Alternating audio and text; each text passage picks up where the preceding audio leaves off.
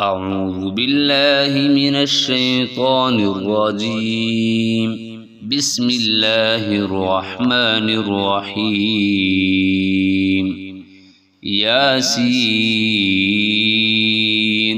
والقرآن الحكيم إنك لمن المرسلين على صراط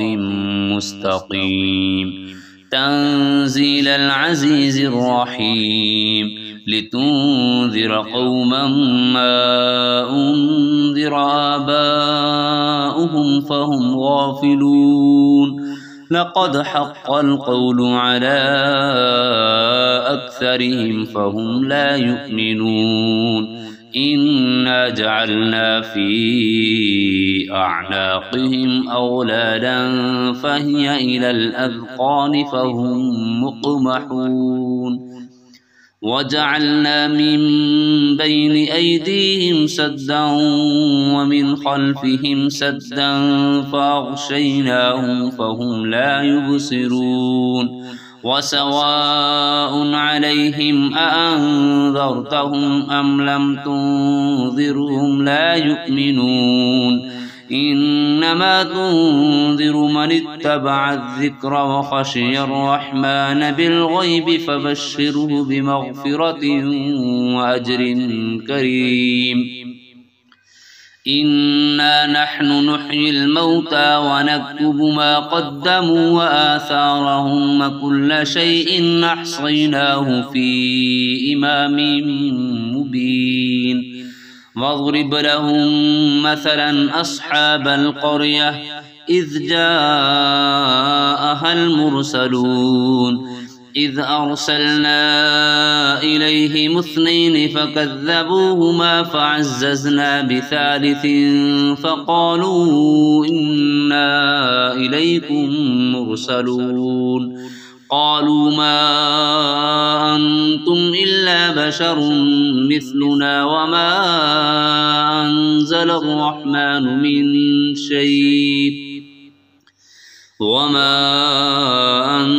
الرحمن من شيء إن أنتم إلا تكذبون قالوا ربنا يعلم إنا إليكم لمرسلون وما علينا إلا البلاغ المبين قالوا إنا تطيرنا بكم لئن لم تنتهوا لنرجمنكم وليمسنكم منا عذاب أليم قالوا طائركم معكم أئن ذكرتم بل أنتم قوم مسرفون وجاء من أقصى المدينة رجل يسعى قال يا قوم اتبعوا المرسلين اتبعوا من لا يسألكم أجرا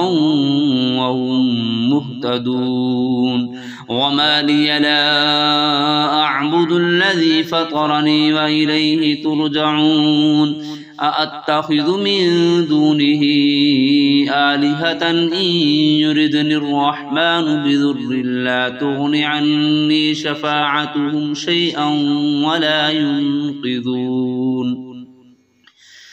إني إذا لفي ضلال مبين إني آمنت بربكم فاسمعون قيل ادخل الجنة قال يا ليت قومي يعلمون بما غفر لي ربي وجعلني من المكرمين وما أنزلنا على قومه من بعده من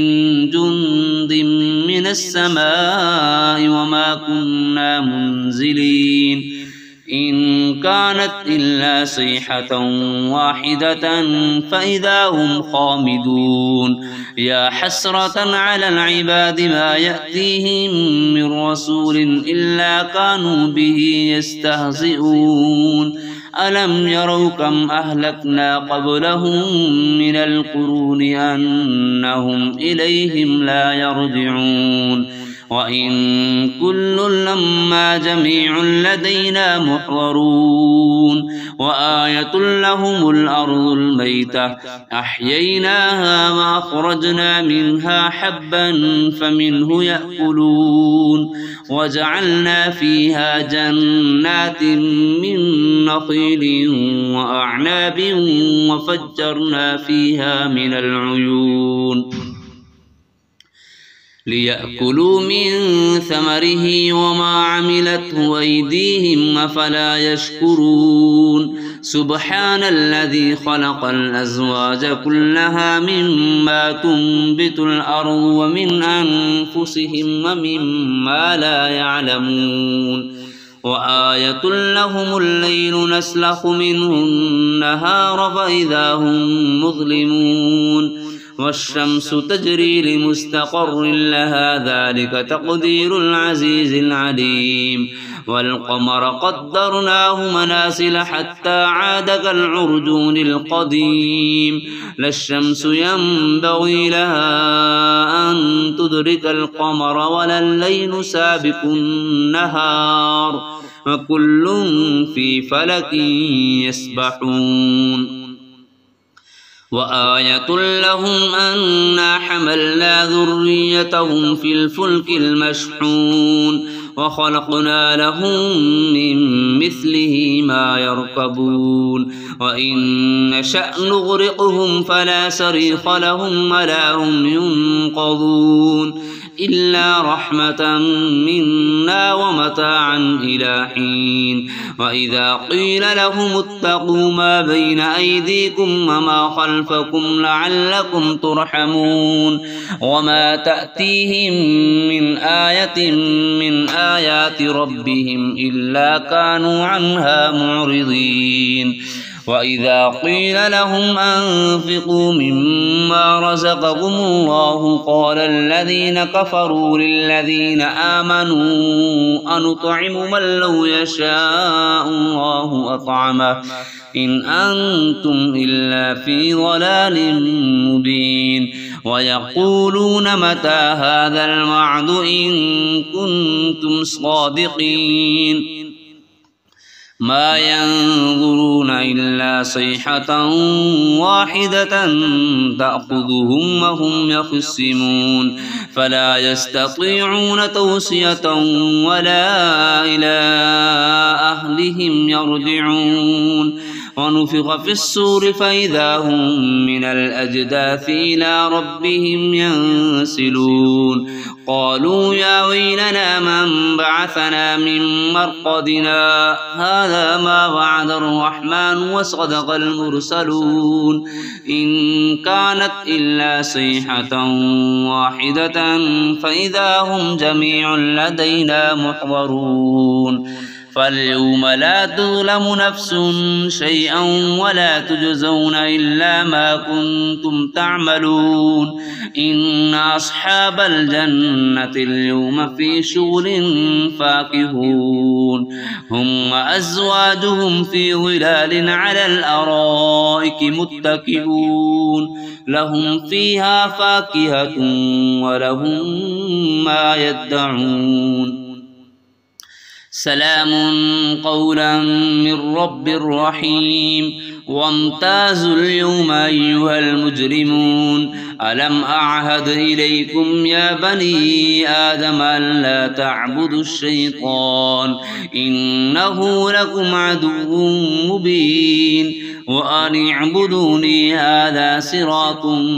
مستقيم ولقد أضل منكم جبلا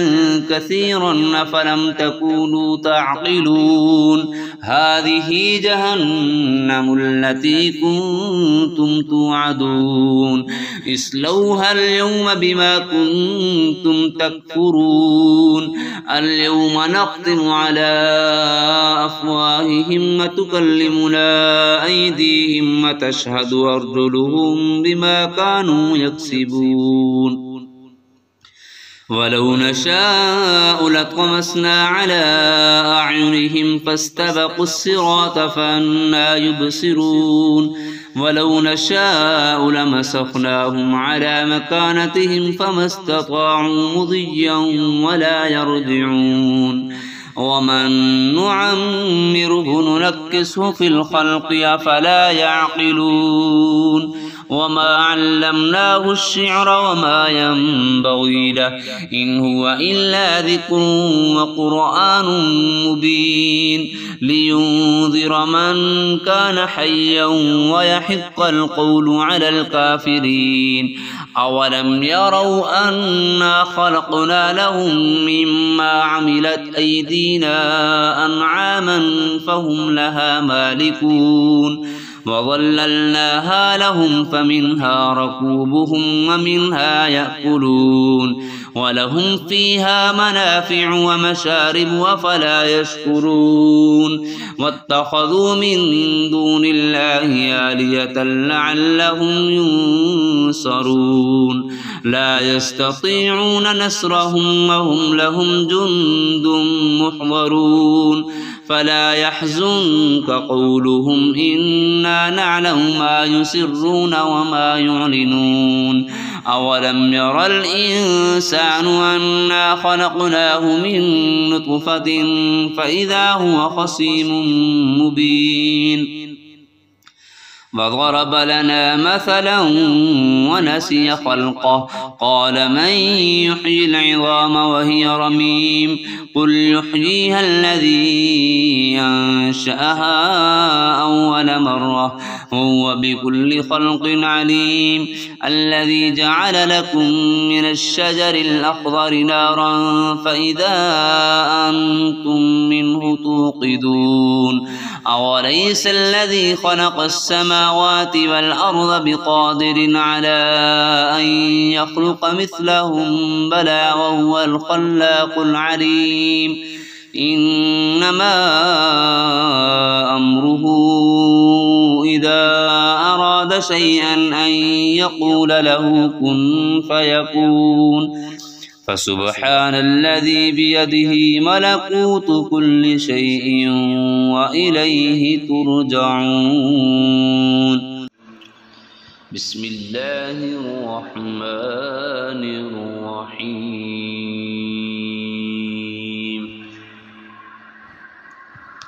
الرحمن علم القرآن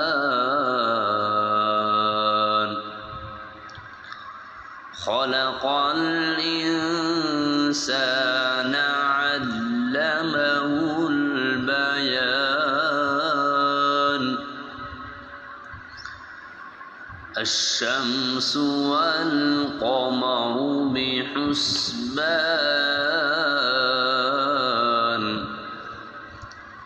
والنجم والشجر يسجدان والسماء رفعها ووضع الميزان ألا تطغوا في الميزان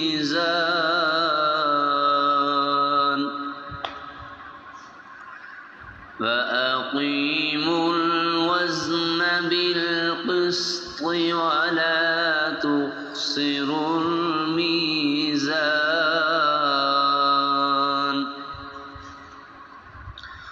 والأرض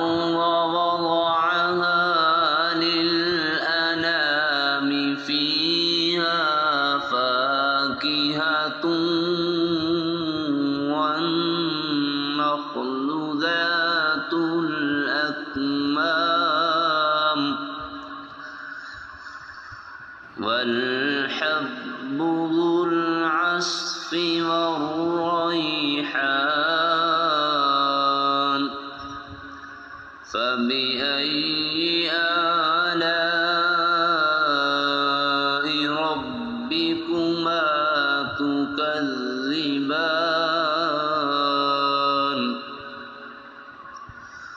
خلق الإنسان من صلصال صلصال كالفخار وخلق الجن من مارج من نار فبأي آلاء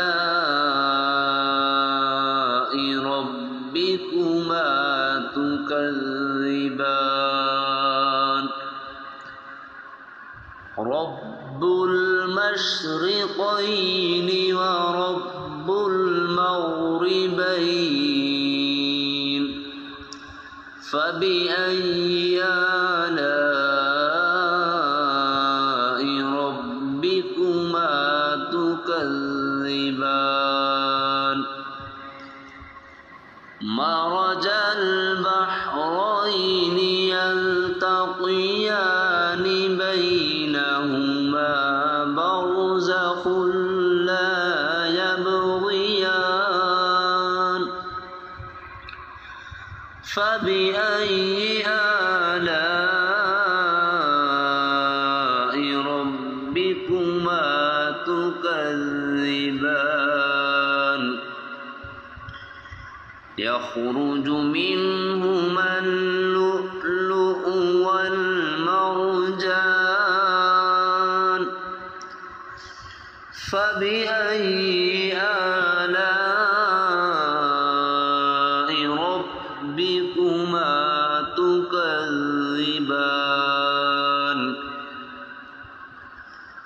وله الجوار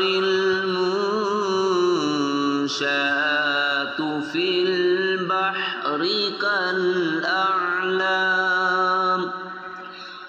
فبأي آلاء ربكما تكذبان كل من عليها فان ويبقى وجه ربك ذو الجلال والإكرام فبأي آلاء ربكما تكذبان يسأله من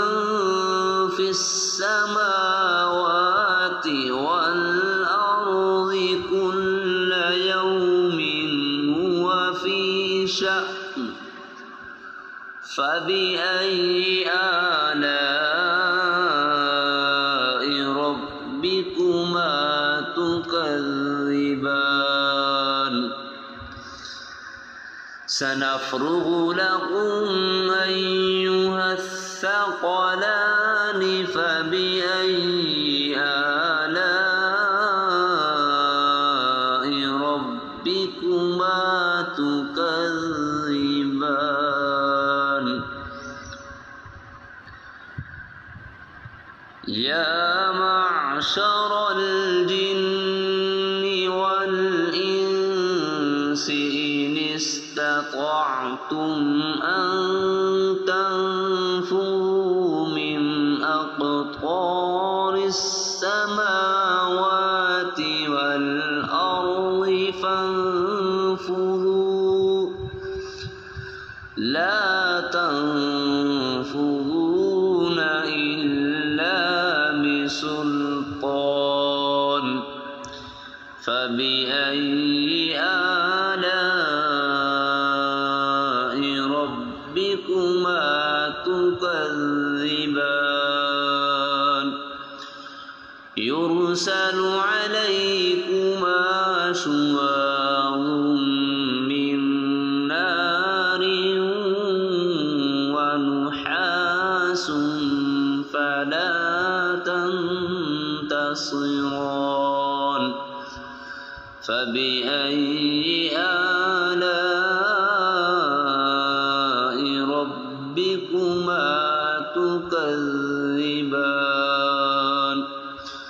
فإذا انشقت وانشقت السماء فكانت وردة كالدهان فبأي آلاء ربكما تكذبان فيومئذ لا يسأل عن ذنبه إنس ولا جان فبأي آلاء ربكما تكذبان يعرف المجرمون بسيماهم فيؤخذ بالنواصي والأقدام فبأي آلاء ربكما تكذبان هذه جهنم التي يكذب بها المجرمون يطوفون بينها وبين حميم آن فبأي آلاء ربكما تكذبان ولمن خاف مقام ربه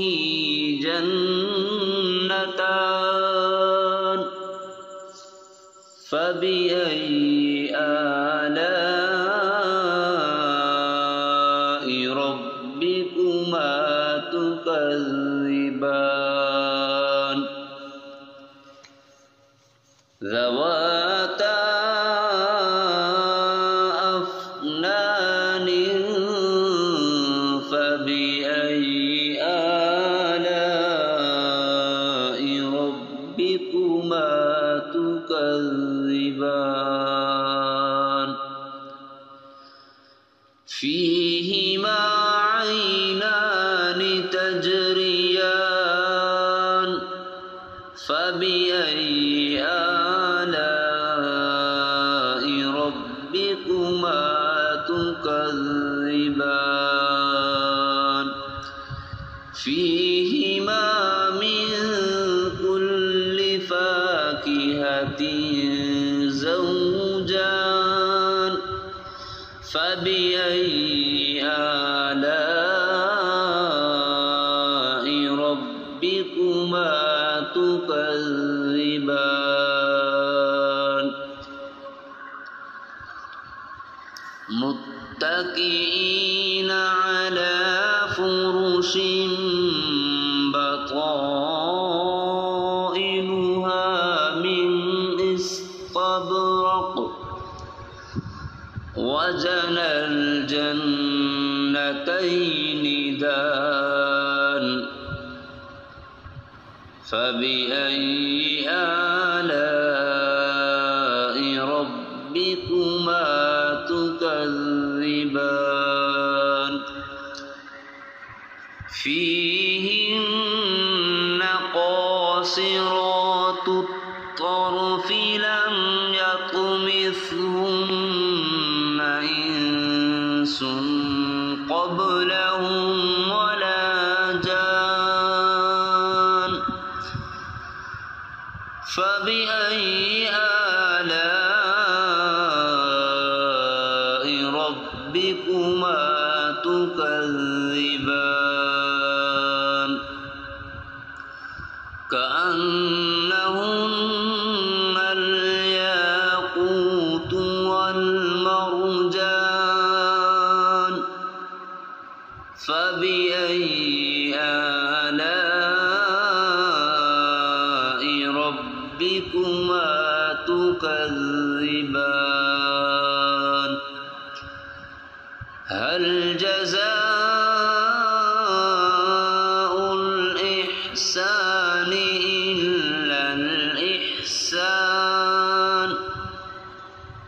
فبأي آلاء ربكما تكذبان ومن دونهما جنتان فبأي آلاء ربكما تكذبان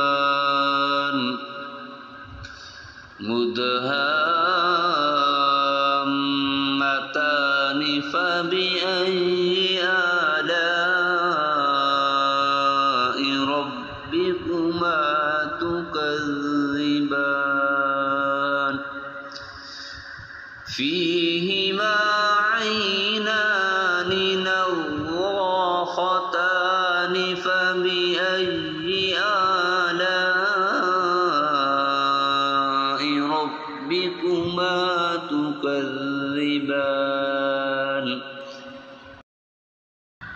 فيهما فاكهة ونخل ورمان فبأي آلاء ربكما تكذبان فيهن خيرات حسان فبأي آلاء ربكما تكذبان حور مقصورات في الخيام فبأي آلاء ربكما تكذبان لم يطمثهن إنس قبلهم ولا جان فبأي آلاء ربكما تكذبان متكئين على رفرف خضر وعبقري حسان فبأي آلاء ربكما تكذبان تبارك اسم ربك ذي الجلال والإكرام أعوذ بالله من الشيطان الرجيم بسم الله الرحمن الرحيم تبارك الذي بيده الملك وهو على كل شيء قدير الذي خلق الموت والحياة ليبلوكم أيكم أحسن عملا وهو العزيز الغفور الذي خلق 7 سماوات طباقا ما ترى في خلق الرحمن من تفاوت فارجع البصر هل ترى من فطور ثم ارجع البصر كرتين ينقلب إليك البصر خاسئا وهو حسير ولقد زينا السماء الدنيا بمصابيح وجعلناها رجوما للشياطين وأعتدنا لهم عذاب السعير وللذين كفروا بربهم عذاب جهنم وبئس المصير إذا ألقوا فيها سمعوا لها شهيقا وهي تفور تكاد تميز من الغيظ كلما ألقي فيها فوج سألهم خزنتها ألم يأتكم نذير قالوا بلى قد جاءنا نذير فكذبنا وقلنا ما نزل الله من شيء إن أنتم إلا في ضلال كبير وقالوا لو كنا نسمع أو نعقل ما كنا في أصحاب السعير فاعترفوا بذنبهم فسحقا لأصحاب السعير إن الذين يخشون ربهم بالغيب لهم مغفرة وأجر كبير فأسروا قولكم أو اجهروا به إنه عليم بذات الصدور ألا يعلم من خلق وهو اللطيف الخبير هو الذي جعل لكم الأرض ذلولا فامشوا في مناكبها وكلوا من رزقه وإليه النشور أأمنتم من في السماء أن يخسف بكم الأرض فإذا هي تمور أم أمنتم من في السماء أن يرسل عليكم حاصبا فستعلمون كيف نذير ولقد كذب الذين من قبلهم فكيف كان نكير أولم يروا إلى الطير فوقهم صافات ويقبضن ما يمسكهن إلا الرحمن إنه بكل شيء بصير أمن هذا الذي هو جند لكم ينصركم من دون الرحمن إن الكافرون إلا في غرور أمن هذا الذي يرزقكم إن أمسك رزقه بل لجوا في عتو ونفور أفمن يمشي مكبا على وجهه أهدى أمن يمشي سويا على صراط مستقيم قل هو الذي أنشأكم وجعل لكم السمع والأبصار والأفئدة قليلا ما تشكرون قل هو الذي ذرأكم في الأرض وإليه تحشرون ويقولون متى هذا الوعد إن كنتم صادقين قل إنما العلم عند الله وإنما أنا نذير مبين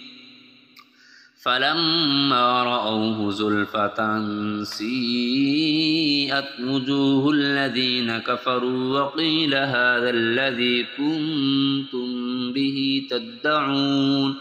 قل أرأيتم إن أهلكني الله ومن معي أو رحمنا فمن يجير الكافرين من عذاب أليم قل هو الرحمن وآمنا به وعليه توكلنا فستعلمون من هو في ضلال مبين قل أرأيتم إن أصبح ماؤكم غورا فمن يأتيكم بماء معين